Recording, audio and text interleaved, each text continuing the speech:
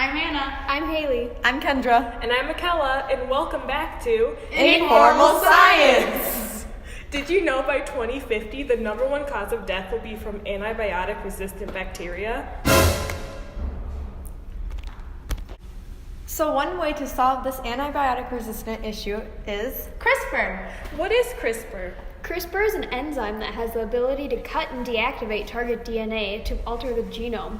But listen to our other podcast to learn more about CRISPR. Today we will be focusing on using CRISPR to fix the antibiotic-resistant issue. But why aren't antibiotics working? Well, antibiotics cost too much to make because bacteria keeps building an antibiotic resistance at a pace that is faster than we can make new antibiotics. They're getting resistant because of the abuse of antibiotics. They're either being prescribed way too much or they're not being properly taken. CRISPR is a sure way to fight bacteria without them building a resistance. How does CRISPR work as an antibiotic substitute?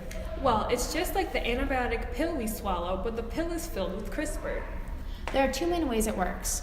First, it can directly target the resistant gene within the bacteria, and secondly, we can insert the enzyme into a human and it will attack the bacteria. The first method uses the Cas9 enzyme that holds a piece of complementary RNA. With the gene, it will be able to bounce around the body looking for bacteria that contains the mutated gene. Once it finds the cell, the Cas9 enzyme cuts the DNA, deactivating it. The body's natural repair enzymes will use free-floating nucleotides to fix the break in the gene.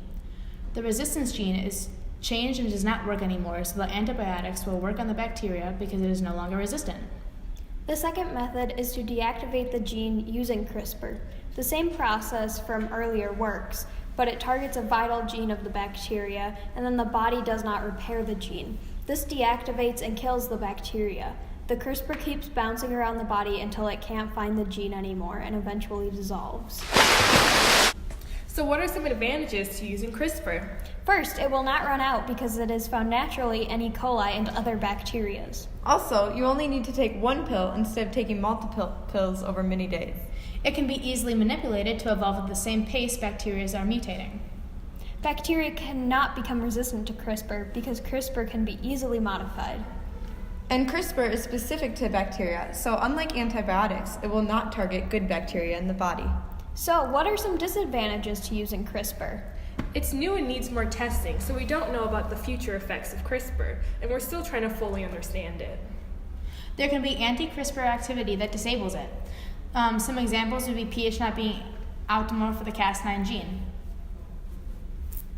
Monopolizing CRISPR drives the price up, and insurance does not like to cover it. This was Anna, Haley, Kendra, Michaela, and thanks for listening to Informal Science!